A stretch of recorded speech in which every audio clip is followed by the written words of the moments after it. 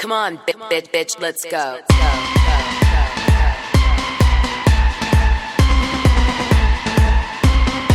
Come on, get ready, bitches. You haven't seen nothing yet. Come on. Valentino, Versace, Lamborghini, Bugatti. I got money to burn. I'm single and I'm naughty. Come on. Tiffany's, Cartier, Gucci, Armani. Come on.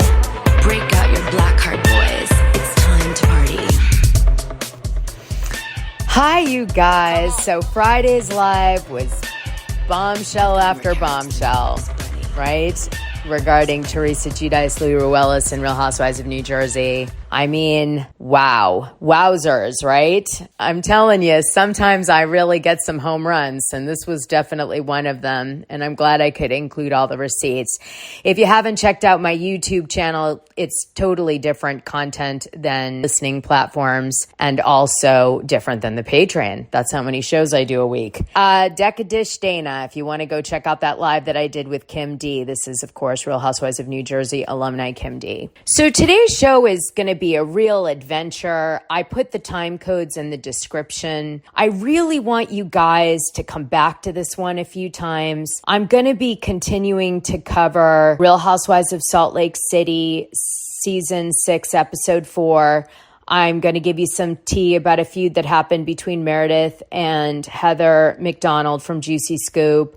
We're going to move on to what Ray J said in response to the Kardashians defamation lawsuit. Real Housewives of Orange County, Jennifer Padrani and Ryan Boyajian's best friend, who I'm covering right now because he spilled all this tea about his illegal operation, which, of course, Ryan Boyajian was implicated in. We saw this play out on The Real Housewives of Orange County, and I've been spilling tea about that and some of the deeper stuff that has been said, which nobody knew. Definitely red flag for Jennifer Padrani as we get deeper into what really went on and how this operation operated. And then, yes, get excited. Reality Diamond Freddie himself is coming on the show. You guys asked for it. You love when he comes on. He's going to do a show with me, and it's going to be over this week and next week.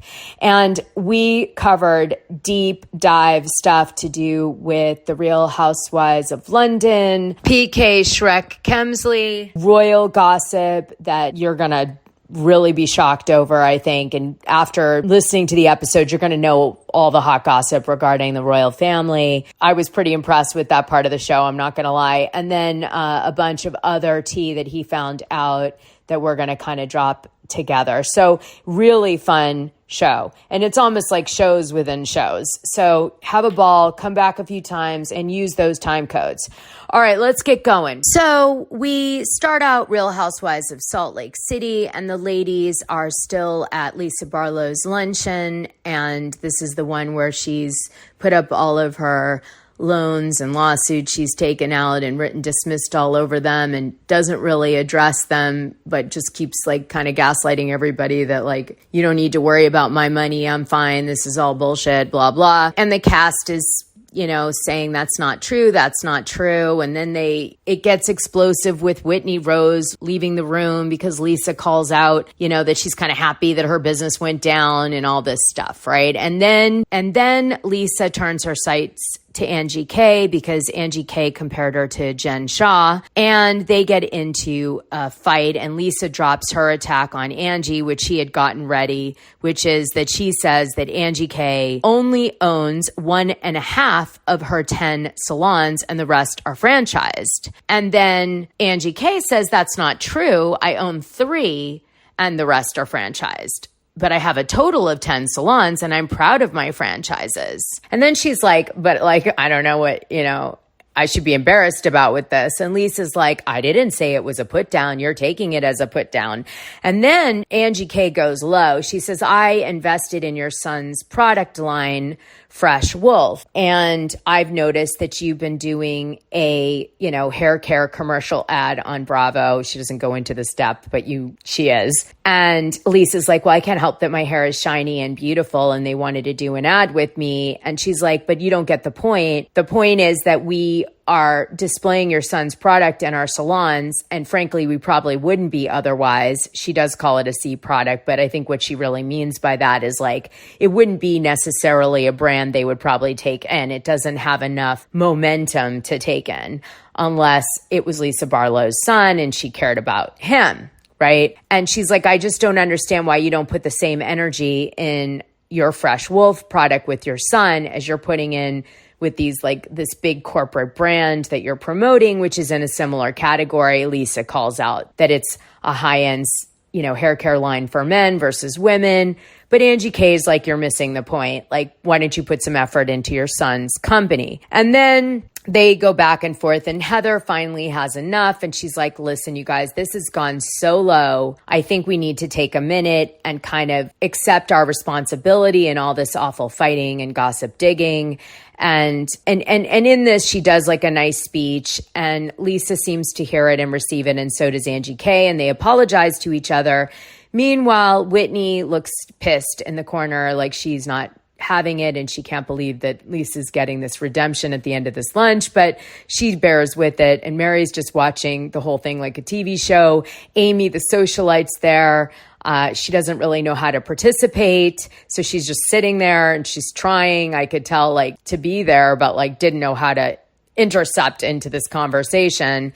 And then we have Bronwyn off in the corner, and Bronwyn's like, look, you hurt me, and so I hurt you back. And, I hurt you back because you were coming for me. It was the only way to make you stop or to make you pause. And that's why I brought up the lawsuits, and I didn't relish in knowing you had them. It's just that I, wanted to deflect in a way. They seem to resolve everything at the lunch, but everybody knows that Lisa's going to attack again. It's just a matter of time. So, the women are doing this, I think, mainly to get the scene shot in the can and leave, honestly, if I was to say it. Looked like a really long lunch. And in the next scene, I find out that I'm right, because Heather Gay says she was so drunk in that scene because she kept stealing everybody's tequila shots that was next door, because you can't leave when they're filming. You can, but you might be afraid you'll miss something, right? And that's not good. And so the producers would usher you back in anyway. But, so she's trying to steal any liquor off the table she can. And it kind of explains why she was so spiritual in the scene, because she was hammered. And she even started crying in the scene. I thought, that's weird. I don't think Heather's that emotional about Lisa Barlow, truly. I think she wanted Lisa to be her friend in the beginning and have it be great. And then she realized who Lisa was, and she's gonna not fall for her bullshit, So I kind of was like, why is this scene happening? And I guess the scene was happening because Heather was drunk, So anyway, we see with Mary, they're at like some hash bakery or something, and Heather's calling out that she's been stealing everybody's tequila. And Mary says she doesn't drink. She took medicine instead, and tequila smells like hospital. Like, this woman has serious hospital PTSD. That's all I'm gonna say.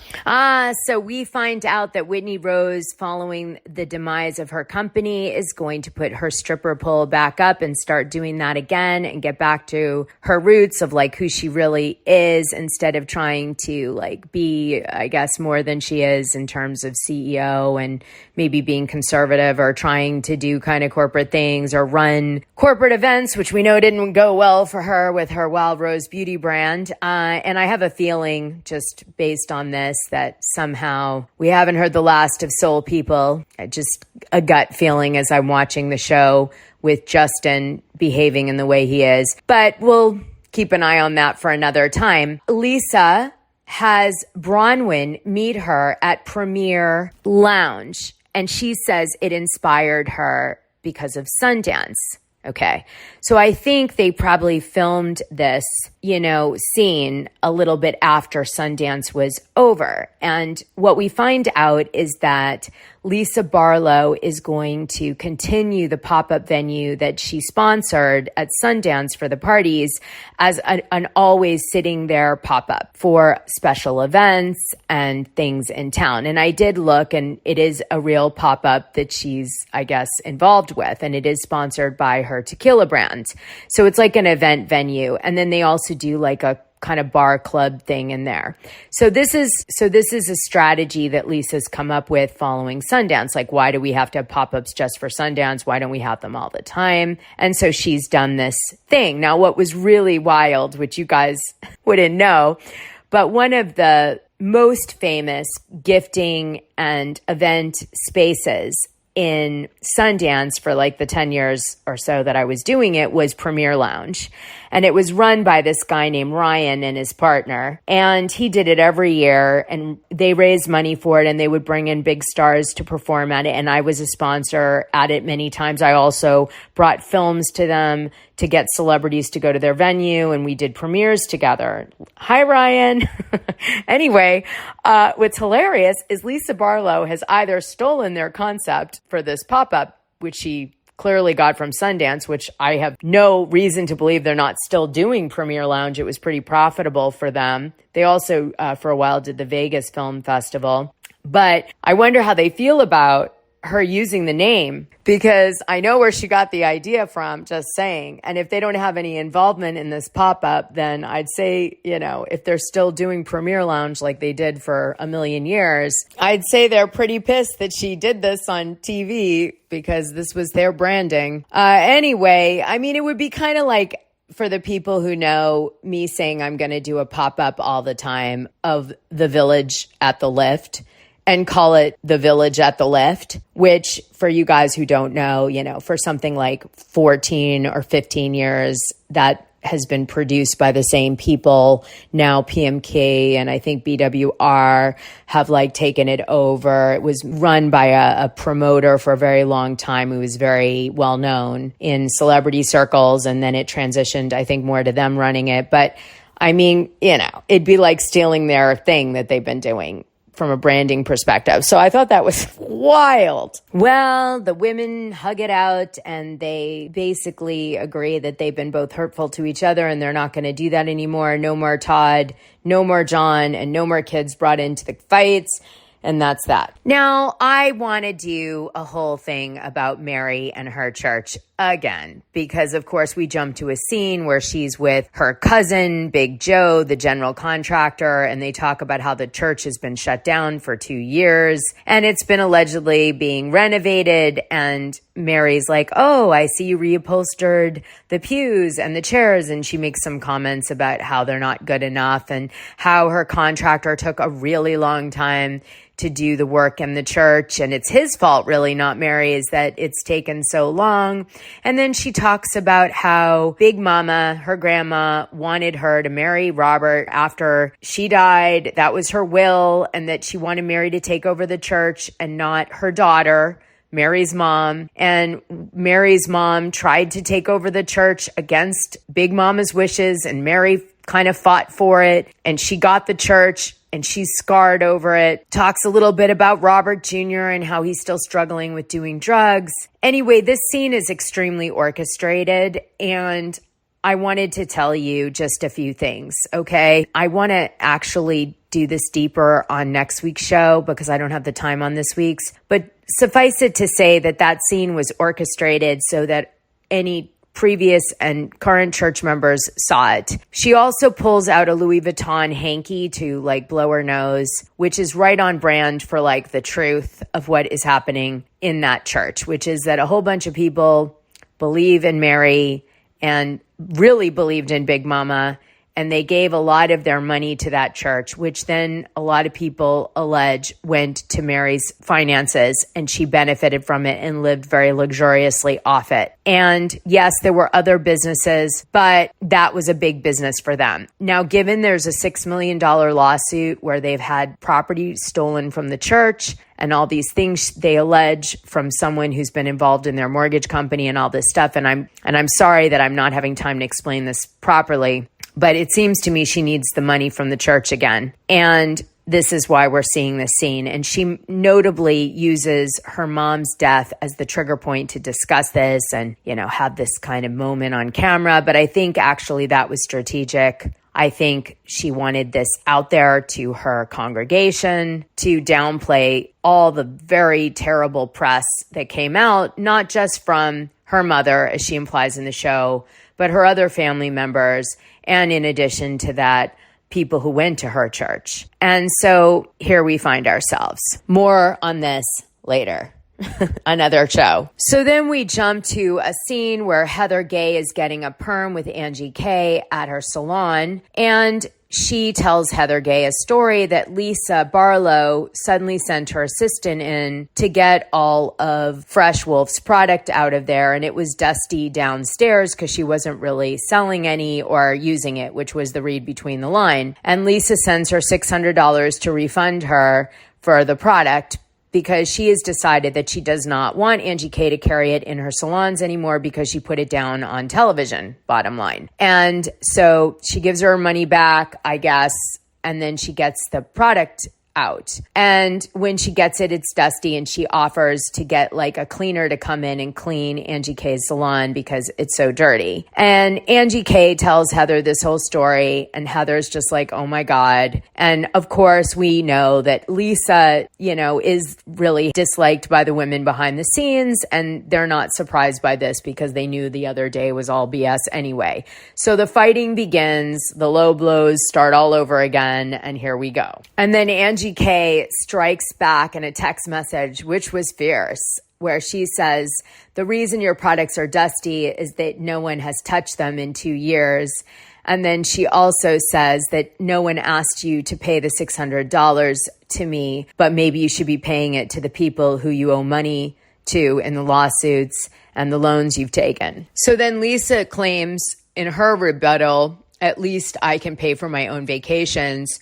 You borrow other people's credit cards to put your vacations on, and you shouldn't have used their card in the first place to pay for these vacations, but then you pay them back, and at least I don't do that. So then we figure out that Britney is really demented on the show, because there's this scene where we find out she's back with Jared Osmond again after being engaged to him. They call it off. Then they're like, we're going to date and things are really good. But we already know that he's not serious about Britney, no matter what he does at this point, because he's dicked her around so much. You'd have to be an imbecile to think that he's got good intentions with her, right? She's really presenting herself as just an like abused woman or something. It's weird, even though she's not abused. And Whitney has this conversation with her about how she should take a break from dating for 30 days. If she can't do it for herself and her own self-esteem, then do it for her daughter. And then her daughter might be able to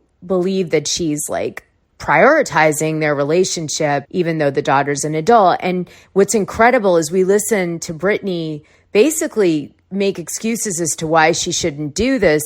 She shouldn't stop dating Jared for her daughter for 30 days and take a breather and try to reestablish her relationship with her daughter. No, Britney is like, I'm going to stay so focused on Jared Osmond and screw my daughter in a sense, even though I know I shouldn't. And for that matter, let me just call out Jared Osmond here, because it takes two to tango.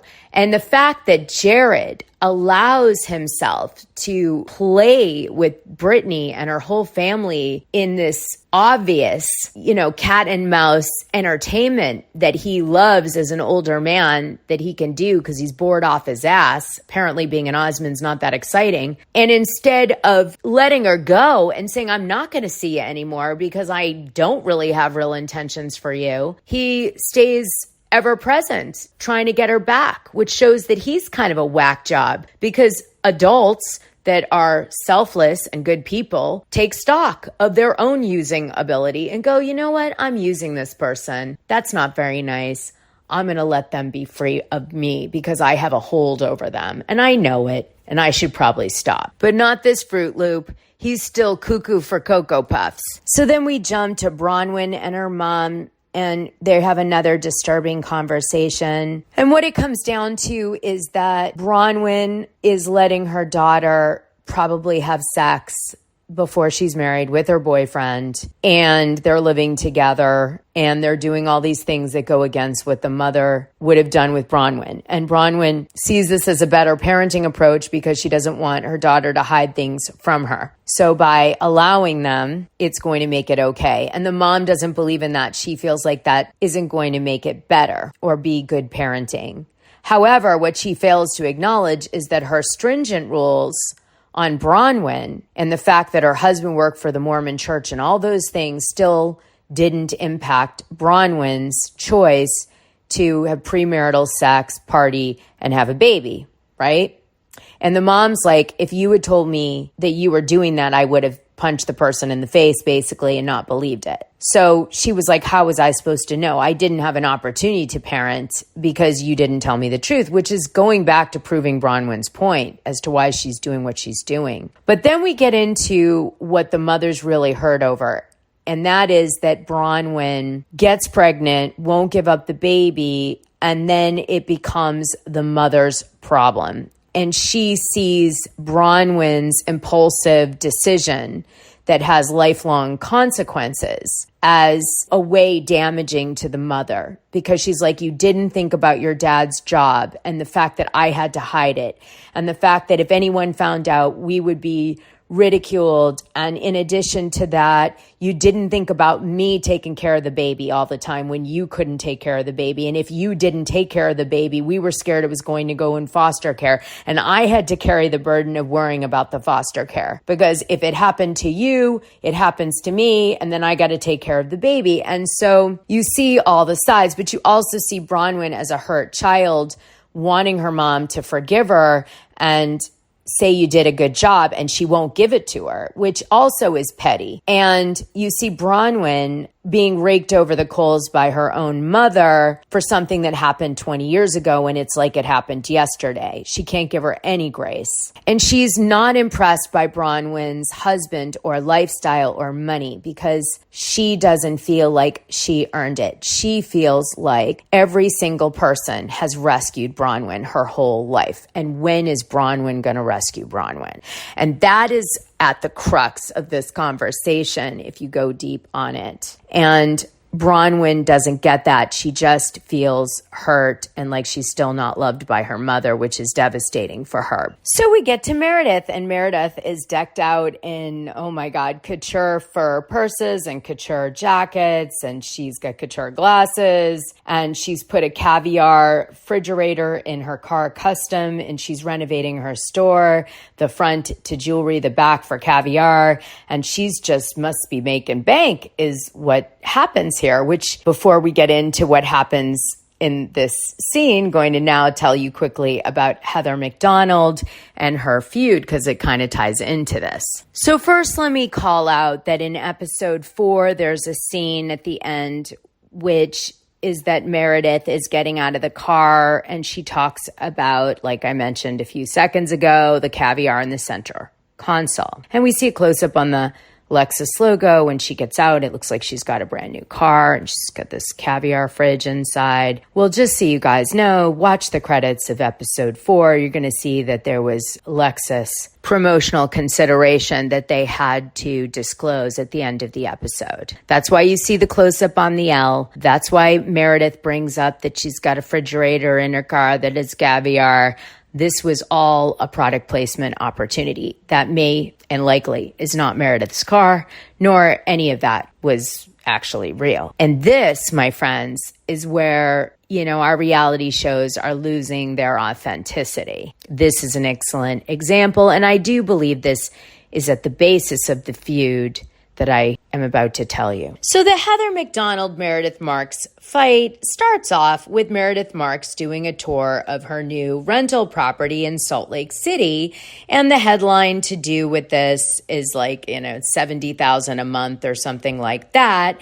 And this property is also presented on Airbnb as a property that you can rent out yourself, which leads me to believe that this property and this house tour was a promotion that Meredith Marks probably put in place with Airbnb. And in fact, if you look at the pictures that Airbnb puts up about this house, they look exactly the same as the ones that Meredith Marks takes you in a tour of, meaning it's unlived in. Okay. So Meredith does, I guess, this promo, I'm going to gather from all this evidence and the fact that I did product placement for 20 years. And I'm going to say that this was kind of a promotional stunt, and maybe they gave her use of the house to film into, who knows. But basically, this is the gist. Now, Meredith Marks in this promo doesn't ever say how much the house costs, and she doesn't get into too much detail beyond like this is the house kind of thing. Let me play you a clip from this video because this is what started it all. From the Real Housewives of Salt Lake City, and welcome to my winter ski rental. I love this house because it's very zen with all the creamy tones to it, and it feels very calm and peaceful for me. I love to watch movies by the fireplace. It's been kind of cuddly and cozy here. After this drops, Heather McDonald says this.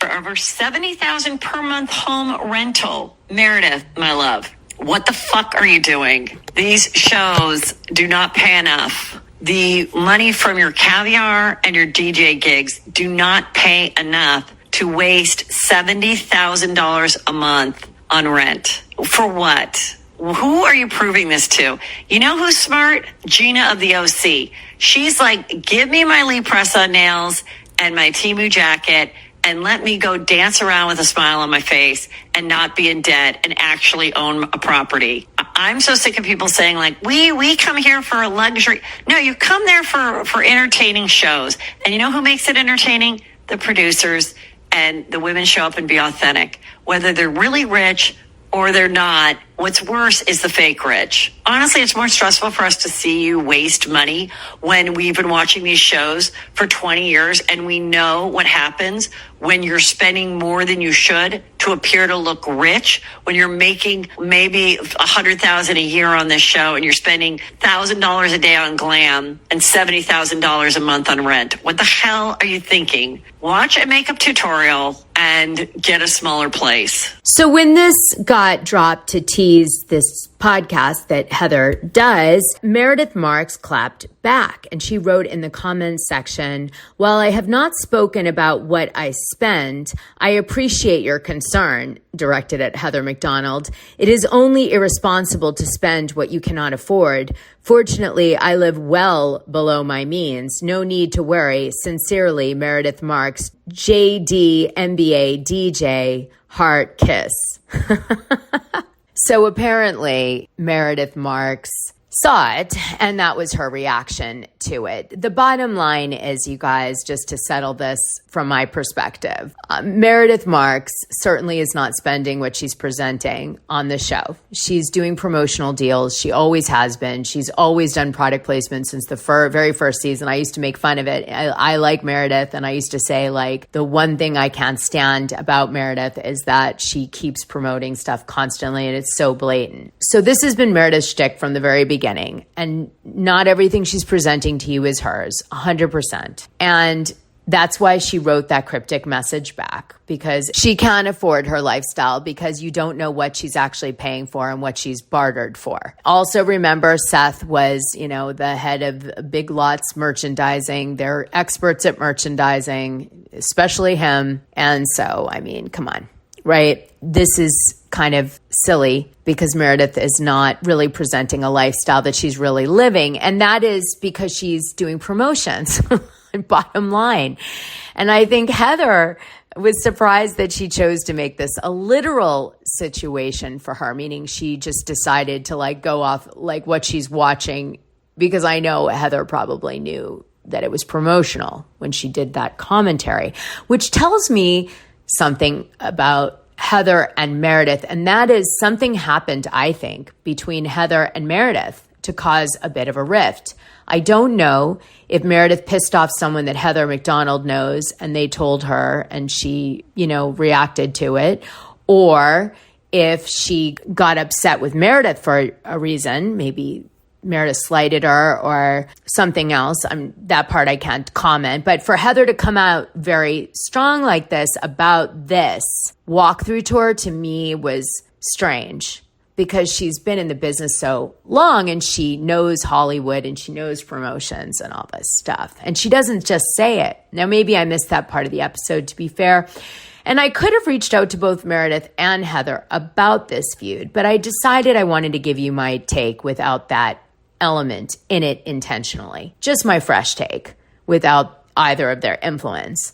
So that's my take. But I would imagine this will probably open up some dialogue between Meredith and Heather. So it'll all work out in the end. So we jump back to Meredith, and she is with Angie K. And Angie K has a serious thing she needs to speak to. For the full scoop, join the Dishing Drama Dana Patreon. The link is in this audio description. It's only $6 a month, and you'll get the best information and tea about the things you care about, and even the things you don't know you care about.